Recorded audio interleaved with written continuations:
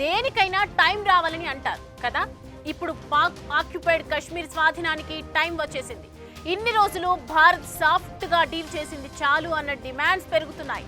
పీఓకేలో చొచ్చుకెళ్లి direct Khel ఖతం చేయాల్సిందే అంటున్నారు. అంతేకాదు గత కొన్నాళ్లుగా పీఓకేలో కూడా తమను భారత్ లో విలీనం చేయాలని నిరసనలు కూడా జరుగుతున్నాయి. వీటన్నింటినీ అడ్వాంటేజ్ గా తీసుకొని కథ క్లోజ్ చేసేందుకు కేంద్రం రెడీ అవుతోందా?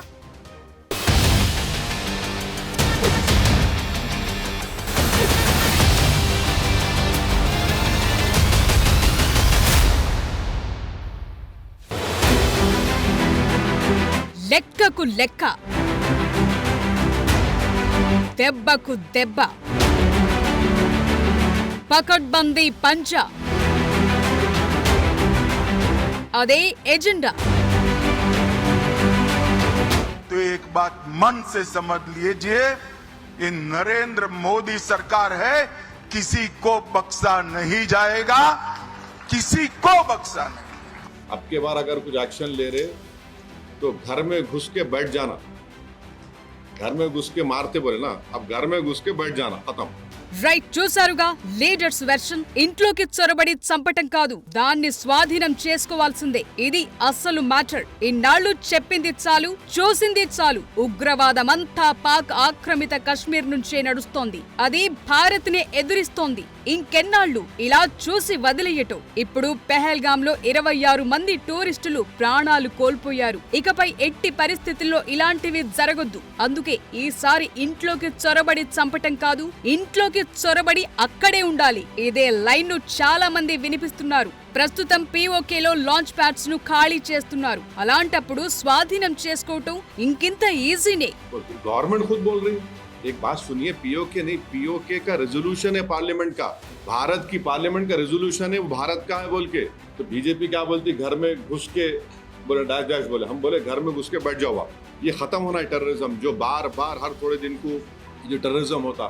आप देखिए हैदराबाद में लुम्बिनी पार्क का हुआ, दिलसुख नगर का हुआ। मैं एक शर्मा साहब को जानता हूँ, तेलुगु के पंडित हैं, उन्होंने अपनी बेटी को खो दिया। ఈసారి టెర్రరిస్టులకు భయం అంటే ఎలా ఉంటుందో చూపిస్తామని హోంమంత్రి అమిత్ షా అంటున్నారు. ఒక్క టెర్రరిస్టుని కూడా వదిలిపెట్టం, వెంటాడుతాం, వేటాడుతామని గట్టిగానే వార్నింగ్స్ ఇస్తున్నారు. మరి ఈసారి జరగబోయేదేంటన్నదే ఇప్పుడు అందరిలో వస్తున్న డౌట్. ఎందుకంటే సమస్యంతా పీఓకే నుంచే ఎదురవుతోంది. అక్కడ ఉగ్రవాదులకు ట్రైనింగ్, ఆయుధాల సప్లై, ఆర్థిక సహకారం ఇవన్నీ పాక్ నుంచి వస్తుండటంతోనే ఉగ్రవాదులు రెచ్చిపోతున్నారు. ఇవేవీ లేకపోతే అక్కడెందుకుంటారన్నది మెయిన్ క్వశ్చన్. इस देश की इंच इंच भूमि पर से आतंकवाद को मूल समेत उखाड़ने का हमारा संकल्प है और वो सिद्ध होकर रहेगा. నిజానికి పీఓకే స్వాధీనం చేసుకోవాలన్న డిమాండ్లు పెరుగుతున్నాయి. అదే సమయంలో పీఓకేలో ఉంటోన్న జనం కూడా తమను భారత్లో కలపాలని చాలా సందర్భాల్లో నిరసనలు చేసిన సందర్భాలు ఉన్నాయి. ఇప్పుడు టైం వచ్చింది. నిర్ణయం తీసుకోవటమే తరువాయి. ఎవరు అడ్డొచ్చినా తొక్కుకుంటూ వెళ్లటమే మిగిలింది. నిజానికి పీఓకే భారత్లో అంతర్భాగమని, దాన్ని స్వాధీనం చేసుకోవాలని దేశంలోని అన్ని పార్టీలు అంటున్నాయి. 1994లో మన దేశ పార్లమెంట్ ఆమోదించిన తీర్మానం కూడా పీఓకే భారత్లో భాగమని స్పష్టం చేస్తోంది. అందుకే ఇంకా ఎందుకు ఆలస్యం అన్న ప్రశ్నలొస్తున్నాయి. పీఓకేలో ముఖ్యంగా గిల్గిట్, బాల్టిస్తాన్ ప్రాంతంలో పాకిస్తాన్ ప్రభుత్వం పట్ల అసంతృప్తి పెరుగుతోంది. అక్కడ ఆర్థిక సంక్షోభం, ఆహార సంక్షోభం, ఇంధనం ధరల పెరుగుదల ఇవన్నీ సమస్యలున్నాయి. అటు జమ్మూ కాశ్మీర్లో మాత్రం అభివృద్ధి పెరగటం, కేంద్ర సహకారం, టూరిజం పెరగటంతో స్థానికులకు ఉపాధి అవకాశాలు పెరిగాయి. ఇవన్నీ చూసిన పీఓకే జనం భారత్లో కలిసేందుకు సిద్ధమన్న సంకేతాలు చాలా సార్లు పంపారు. అందుకే ఈ ప్రాంతాన్ని మనం బలవంతంగా కలపటం కాదు, ఆ ప్రక్రియ ఆటోమేటిక్ గా జరిగిపోతుందని రాజ్నాథ్, యోగి ఆదిత్యనాథ్ సహా చాలా మంది నేతలు ఇప్పటికే క్లారిటీ ఇచ్చారు.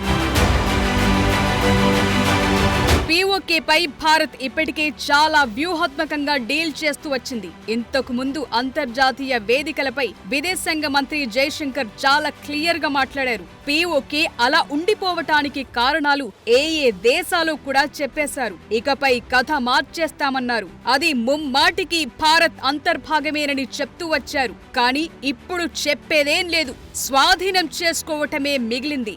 The longest standing illegal, I would say, presence, occupation of a territory by another country pertains to India, what we saw in Kashmir. Now, we went to the UN. What was an invasion was made into a dispute. So, the attacker and the victim were put on par. Who were the culpable parties? UK, Canada, Belgium, Australia, USA. Pardon me, I have some question marks on that whole topic. I can give you many more. We speak today of political interference. When the West goes out into other countries, it's apparently in pursuance of democratic freedoms. When other countries come into the West, it seems to have a very malign intention.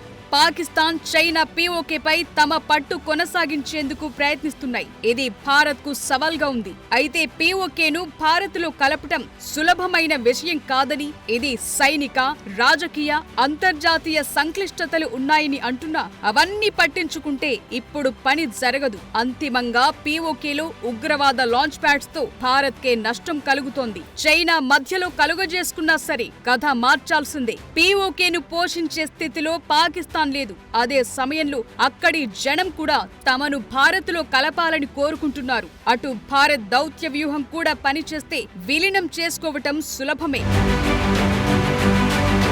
Pakistan ఆక్రమిత కాశ్మీర్లో ఉగ్రవాద స్థావరాలు ఉన్నాయని భారత నిఘా వర్గాలు, భద్రతా బలగాలు ఐడెంటిఫై చేశాయి. Lashkar-e-Taiba, Jaish-e-Mohammed, Hizbul Mujahideen, the resistance front వంటి ఉగ్రవాద సంస్థలకు చెందిన ట్రైనింగ్ క్యాంప్స్, లాంచ్ ప్యాడ్లున్నాయి. ఈ ఏడాది ఏప్రిల్ నాటికి భారత భద్రతా బలగాలు పీఓకేలో దాదాపు 42 టెర్రర్ లాంచ్ ప్యాడ్స్ ను గుర్తించాయి. ఇక్కడ 150 నుంచి 200 మంది శిక్షణ పొందిన టెర్రరిస్టులు ఉన్నారని అంచనా. వీరికి పాకిస్తాన్ గూఢచార సంస్థ ఐఎస్ఐ సపోర్ట్ ఇస్తూ వెపన్స్ సప్లై చేస్తూ ఆర్థికంగా సహాయం చేస్తోంది.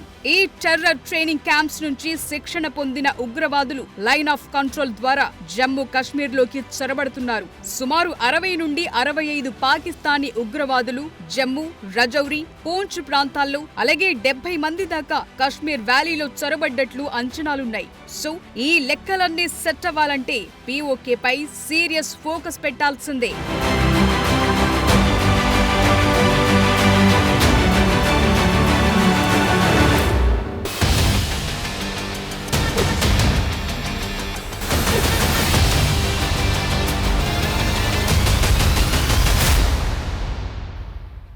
పాక్ ఆక్రమిత కశ్మీర్ ఎందుకంత కీలకంగా మారింది?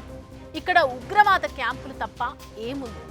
దీన్ని స్వాధీనం చేసుకుంటే భారత్కు ఎలాంటి బెనిఫిట్స్ ఉన్నాయి? ఒకవేళ ఇంకా స్వాధీనం చేసుకోకుండా నాంచితే ఎలాంటి ముప్పు కలుగుతుంది? ఇవన్నీ కీలకమైన ప్రశ్నలు. నిజానికి పీఓకే అద్భుతమైన ప్రాంతమా? అక్కడున్న వనరులు ఏంటి? ఏం చేస్తే స్వాధీనం అవుతుందన్న విషయాలను ఇప్పుడు ఒక్కొక్కటిగా డీకోడ్ చేద్దాం.